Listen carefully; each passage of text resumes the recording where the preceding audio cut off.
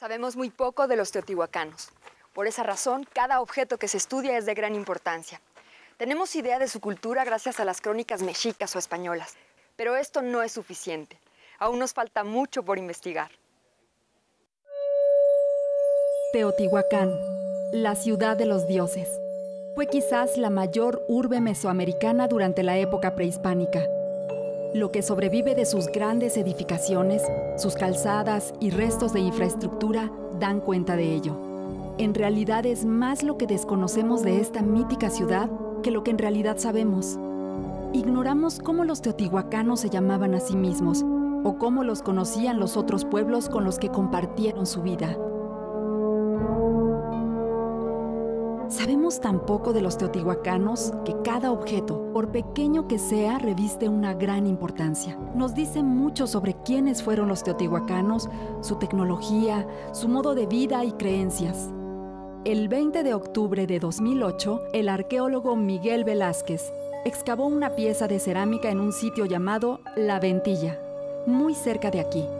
Esta pieza de cerámica, que se encontraba fragmentada, había permanecido durante cientos de años debajo del suelo de Teotihuacán y vio la luz para que la pudiéramos contemplar, admirar sus detalles y maravillarnos con su sutil belleza. Son objetos ceremoniales para ritos, para incensarios, y siempre suelen encontrarse en lugares que tienen relación con las actividades rituales, o también aparecen como ofrendas a los entierros. Pero en el caso de La Ventilla, que es donde se encontró esta pieza, este lugar es un barrio de la ciudad, y en ese lugar hemos encontrado una gran cantidad de braseros. Hay muchos braseros porque también había talleres ahí, se fabricaban para intercambiarlos o ofrendarlos o comercializarlos, pero tenemos ahí braseros en grandes cantidades. Y el barrio de La Ventilla es uno de los más explorados, digamos así, porque se desconocen, pero por lo general los trabajos se centran en los grandes centros, en el centro de la ciudad, donde están las pirámides. Teotihuacán, la imponente, la impasible, la eterna. Piedras sobre piedras en una gran área localizada a aproximadamente 45 kilómetros al noreste de la Ciudad de México. Lo primero que destaca cuando el viajero llega a esta gran ciudad son sus pirámides, especialmente la llamada del Sol, el edificio más grande del sitio con una altura de 63 metros y una base que ocupa 225 metros por cada lado. Esta gran mole se ubica en la parte oriental de la llamada Calzada de los Muertos y está constituida por 5 cuerpos superpuestos y una estructura de 3 cuerpos adosada. Esta ciudad llegó a ser un importantísimo centro comercial, político y religioso en Mesoamérica. Se calcula que en su época de mayor auge, entre los siglos III y VII después de Cristo, llegó a contar con una población de hasta 200,000 habitantes. Por aquí pasaban mercaderes de toda Mesoamérica y se producían diversos objetos de uso cotidiano. Todo lo imaginable para la vida diaria.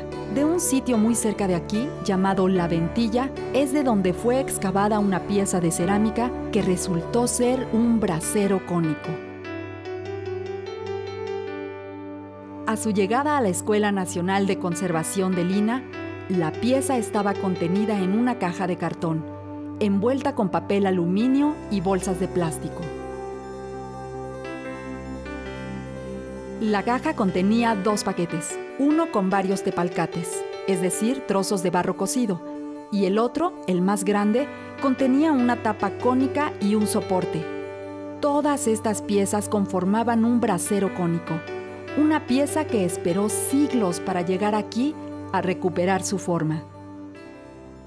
Pues el cajete, que fue como que el más fragmentado, tenía como 23 piezas, 23 fragmentos. El cono solo creo que tenía como 4 o 5 Y el soporte, que en realidad eran fragmentitos de nada, ese sí venía como que completo.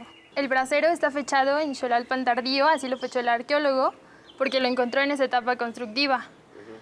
Pero en realidad, o sea, tiene ciertas características que me hacen suponer que sí tuvo doble uso, ya que cuando fuimos a Teotihuacán vimos un brasero gemelo encontrado en la misma excavación que ese y que no tenía las características que ese tenía. Entonces, que en realidad ese es un orificio, que ahorita lo vamos a ver, que muestra como que sí fue fechado en Xolalpan tardío, pero investigando me encontré que antes de esas etapas fabricaban también braseros de ese mismo tipo. Entonces podría ser que lo construyeron etapas anteriores, lo reutilizaron en Xolalpan tardío y como ahí fue encontrado, pues por eso lo fecharon de esa manera. Pero sí, el acomodo varía un poco. En el cajete y el soporte van invertidos. Me parece sorprendente que el arte teotihuacano haya recorrido toda Mesoamérica. Y es que se han encontrado piezas en ciudades muy lejanas de aquí, como Monte Albán, Chiapas y Guatemala, lo cual me da una idea del intercambio cultural y comercial de la época. La cerámica fue uno de los elementos más característicos de la cultura teotihuacana. Una vez cubiertas por una fina capa de estuco, se pintaban sobre ellas temas geométricos y escenas naturalistas que incluían dioses, sacerdotes, jeroglíficos, animales y plantas. Cuando los mexicas se instalaron en lo que posteriormente sería Tenochtitlán, la ciudad de Teotihuacán ya estaba deshabitada. Sin embargo, sus edificaciones y cultura sirvieron de inspiración para los aztecas, quienes hicieron excavaciones en la zona y trasladaron objetos hacia su ciudad. Es un producto teotihuacano cuando se encuentra un elemento similar, digamos en Michoacán, o en Guerrero, o en Oaxaca. Dicen los arqueólogos, esto es teotihuacano, lo cual implica de que habían relaciones comerciales o relaciones diplomáticas o interacción entre una cultura y otra.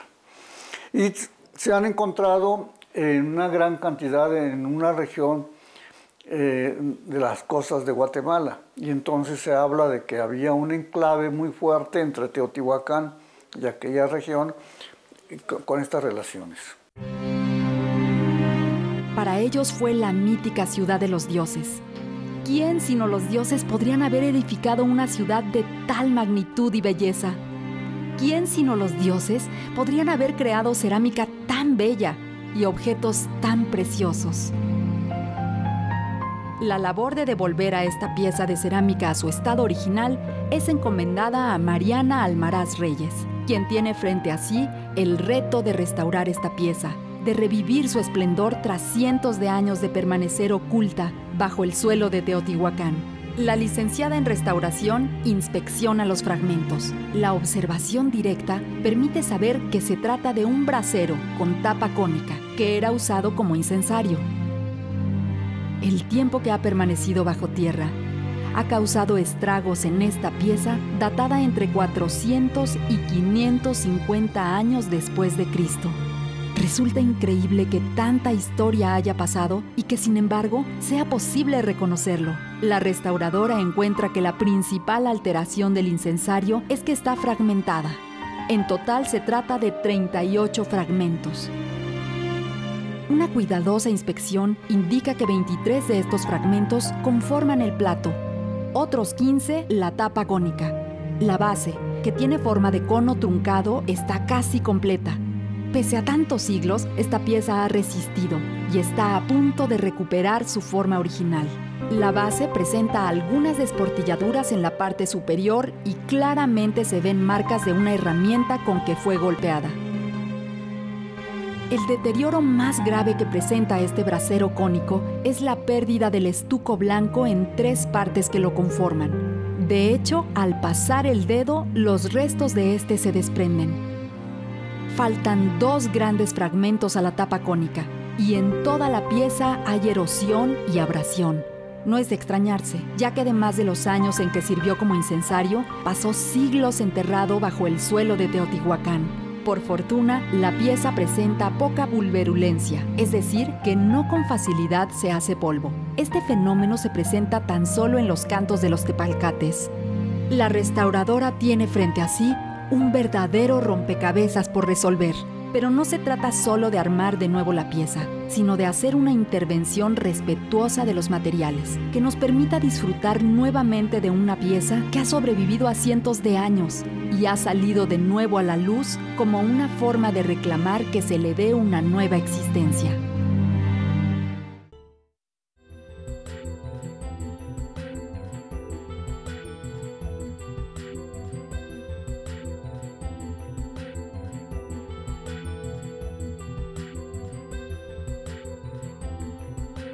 La restauradora tiene la labor de intervenir esta pieza para que recupere su forma y esplendor.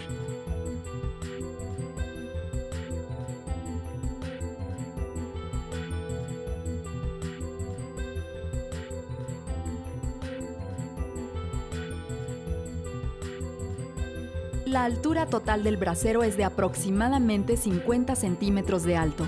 Su diámetro mayor, tomado en el cajete, es de 18 centímetros. Como podemos ver, está conformado por 3 elementos separados: el soporte con forma de cono truncado, el cajete y la tapa cónica. El elemento inferior, es decir, el soporte del brasero, tiene la forma de cono truncado y está completamente hueco. En la parte superior tiene una superficie recta con una perforación de aproximadamente 2 centímetros de diámetro en centro. Las paredes de este elemento son completamente rectas y sus bordes también son rectos. En la parte media hay un cajete con base plana, paredes con un reborde superior y un borde redondeado. Este cajete se coloca justamente en la superficie del primer elemento, es decir, del cono truncado. La parte superior es la tapa del brasero. Tiene forma cónica, sus bordes son rectos y, como sucede con los braseros, presenta una perforación en la parte superior de la tapa, casi en la punta del cono. Esta perforación mide 3 centímetros de diámetro.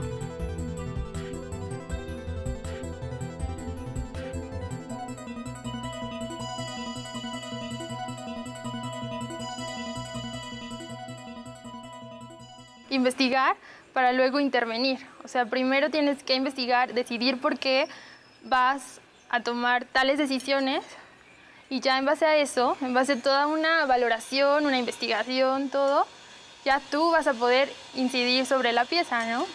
Porque realmente de ti depende si le haces algo mal, que, no sé, en un futuro algunos la vean, la investiguen y entonces se empiezan a distorsionar toda esa serie de información que tú tuviste la oportunidad de conservar o tuviste la oportunidad de tapar y de borrar esa información que pues es como que única, ¿no? Porque es la única evidencia que se tiene en sí el objeto. Tras haber examinado el estado de la pieza, es necesario proceder a un análisis de su técnica de manufactura. Esto permite decidir acerca de la técnica y materiales que se usarán para la restauración. El cajete de este incensario parece haber estado modelado por arrastre, es decir, que la pasta iba siendo arrastrada para darle la forma deseada. La restauradora deduce lo anterior del hecho de que no se distinguen marcas de otras técnicas, además de que la forma del cajete es más fácil de conseguir por la mencionada técnica. Por su parte, el soporte con forma de cono truncada y la tapa cónica parecen haber sido hechos con la técnica del enrollado. Esto se deduce de que en las paredes hay ciertas irregularidades onduladas donde se pueden apreciar todavía los rollos con los que se fue conformando. El alisado en la superficie de todo el brasero debió haber sido hecho con las manos sobre la masa húmeda, ya que en las paredes internas y externas del cajete, de la tapa cónica y del soporte con forma de cono truncado, no hay marcas de herramienta alguna. No se distingue un texturizado, y si lo hubo, está ya erosionado. Lo que sí es visible son los rastros del paso de los dedos que alisaron suavemente cada uno de los elementos. La decoración de este brasero es mínima. Está adornado con algunas incisiones, haciendo uso del esgrafiado en la tapa. Se trata de líneas rectas, algunas horizontales y otras inclinadas. No utilizaron colorante antes de cocerlo. Solo fue aplicado en el estuco tras la cocción, aunque desgraciadamente no presenta restos de su policromía. El estuco es una capa de cal o carbonato de calcio que se usa para cubrir no solo piezas de cerámica, sino también paredes. Esta técnica permite crear una placa blanca y porosa, sobre la que se puede decorar con los colorantes deseados. Las manchas que presentan la mayoría de los tepalcates que conforman Alcajete se deben al carbón usado en su momento, ya que su función debió ser la de un incensario en donde se quemaban resinas. En algunas zonas hay halos de humedad y debido a los restos de resinas se formaron manchas pequeñas de color negro y ocre. De unos puntos de coloración entre anaranjado y café, se tomaron algunas muestras con la suposición de que podía tratarse de materia orgánica. Se hizo un cultivo y no hubo presencia de hongos. Se trataba de bacterias que afortunadamente estaban adheridas solo al estuco, es decir, a la parte superficial de la pieza. Estos exámenes sirvieron para reconocer la gran cantidad de suciedad que tenía la pieza, además de la tierra traída desde el sitio de excavación y contenida en el interior de todo el brasero. En la identificación de sales se obtuvo que hay presencia de carbonatos y nitratos. Los carbonatos, obviamente por la composición del estuco, y los nitratos por la descomposición de la materia orgánica. La cerámica es un elemento característico de esta cultura. Cuando las piezas estaban cubiertas de estuco, las pintaban con tintes naturales, dándoles formas de dioses, sacerdotes, jeroglíficos, plantas o animales. Los artesanos teotihuacanos gozaron de gran prestigio en toda la región mesoamericana. Fabricaban vasos, braseros, vasijas y figurillas que se distinguen claramente de los de otras culturas y regiones por el color y el decorado. ¿Quiénes habitaron Teotihuacán? Las investigaciones concluyen en que se trató de una urbe verdaderamente cosmopolita, en donde había gente de la región, probablemente también otomíes, totonacos e incluso zapotecos. Se infiere que había presencia o intercambio con habitantes de la zona del Golfo y Maya, debido a que se han encontrado objetos manufacturados en estas regiones. Se siente una gran emoción al pensar que ese pequeño brasero, ese incensario que fue excavado hace un par de años y que se encuentra a punto de ser intervenido para su restauración, fue acariciado por los dedos de un teotihuacano o teotihuacana, uno de esos habitantes de la ciudad de los dioses, a quienes se mitificó incluso desde antes de la llegada de los españoles. Teotihuacán, la ciudad de los dioses, fue quizás la mayor urbe mesoamericana durante la época prehispánica. Sobreviven sus grandes edificaciones, como la pirámide del Sol y la de la Luna. Desconocemos mucho de esta mítica ciudad. Ignoramos cómo los teotihuacanos se llamaban a sí mismos o cómo los conocían los otros pueblos con los que compartieron su tiempo de esplendor. Se cree que la región en que está asentada esta ciudad estaba ya habitada 200 años antes del inicio de la era cristiana, aunque el esplendor de la ciudad se dio entre los siglos III y VII. Su declive inició hacia el año 750, cuando pudo haber sido saqueada, incendiada y parcialmente destruida. Algunas teorías hablan de grandes sequías y cambios en el clima.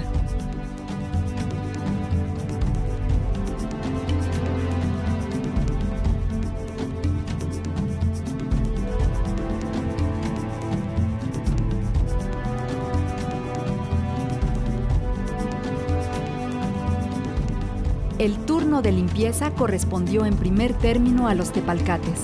Para este procedimiento se usa brocha y brochuelo. Cuando las piezas tienen una gran cantidad de tierra adherida, se usa un bisturí para aflojarla y proceder después con la brocha.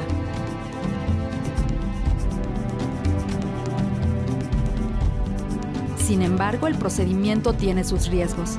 Mariana se percata de que el delicadísimo estuco se pierde al contacto con la brocha, por lo que procede aún con más cuidado, esta vez con un pincel.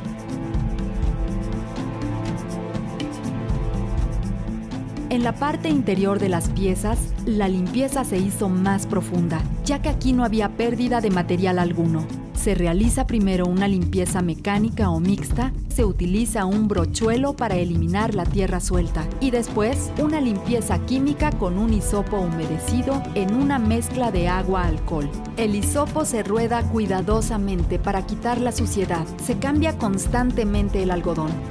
La superficie de estuco necesita una protección, ya que de no hacerlo se seguirá perdiendo.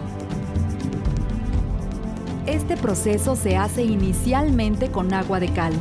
Se usa una brocha de pelo suave para aplicar varias capas, dejando que seque perfectamente entre capa y capa. Así, se consigue que los carbonatos recristalicen otra vez, uniéndolos con las paredes de la pieza de cerámica. Sin embargo, la intervención parece no ser suficiente. Tras varios días, el estuco se sigue desprendiendo. Lo recomendable es aplicar una solución de Paraloid diluida en acetona, aplicado con una brocha de pelo suave y en algunas zonas con un pincel.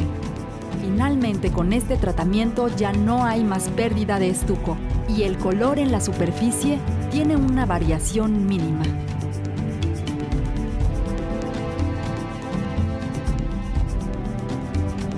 Para armar el cajete, que es la pieza que estaba totalmente fragmentada, la restauradora hace bloques de 3 a 2 tepalcates. Hay una pieza central alrededor de la cual se van uniendo los bloques. Afortunadamente no existen piezas faltantes. Conociendo el orden de armado de las piezas, se procede a pegarlas. El proceso se realiza de la siguiente manera. Con un pincel plano de cerdas gruesas, se humedecen con acetona los cantos de cada tepalcate, para inmediatamente aplicar el adhesivo en 2 tepalcates a unir.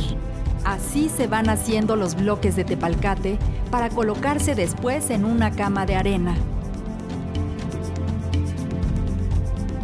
En la tapa cónica los fragmentos son preparados de la misma forma, solo que para asegurar la unión es necesario colocar unos costales de arena o de balines en el interior del cono, para que estos sostengan a los tepalcates recién pegados. Esto permite dar la forma circular que se pretende en el acomodo de los fragmentos. Tanto el cajete como la tapa cónica se dejan en reposo para que el adhesivo seque por completo. El resane final se realiza con pasta cerámica, debido a que es fácil de manejar. Esta pasta se pigmenta previamente con el color adecuado para que sirva como base. En el caso del brasero cónico se utilizan 3 colores, ya que presenta distintas tonalidades. Para resanar, se usan espátulas de punta muy fina, con el fin de que la pasta entre bien en las fisuras. La pasta se coloca cuidadosamente en la fisura.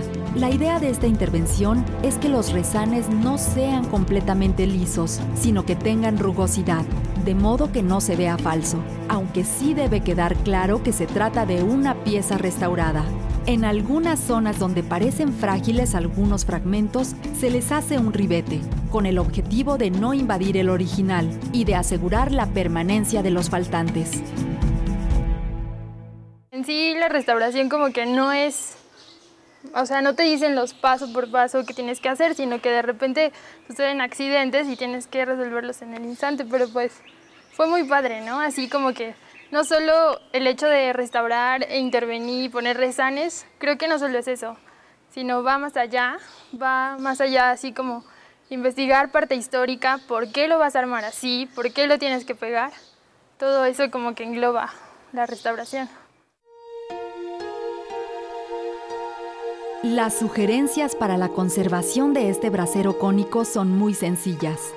Básicamente debe mantenerse en un lugar donde esté a resguardo y en la posición correcta. Así permanecerá íntegro para el disfrute de las generaciones futuras.